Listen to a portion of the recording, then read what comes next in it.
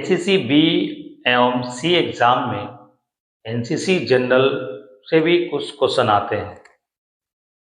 मैंने क्लास 1 और क्लास 2 से मैंने क्लास लिया है और अपने चैनल के माध्यम से मैं उसे अपलोड भी कर दिया हूँ।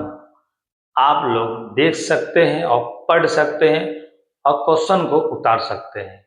और ज़्यादा एनसीसी के नॉलेज लेने के लिए मुझे कमेंट करें, सब्सक्राइब करें और फॉलो करना ना भूलें। उसमें भी कम से कम 40 क्वेश्चन मैं दिया हूँ। क्लास 1 में एक 10 क्लास 1 में 20 क्वेश्चन, क्लास 2 में 20 क्वेश्चन, मिला के 40 क्वेश्चन मैंने दिया हूँ।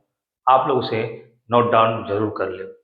आगे की तरह वीडियो देखने के लिए, इसी तरह वीडियो पाने के लिए मुझे ज़रूर कमेंट करें और सब्सक्राइब करना ना भूलें।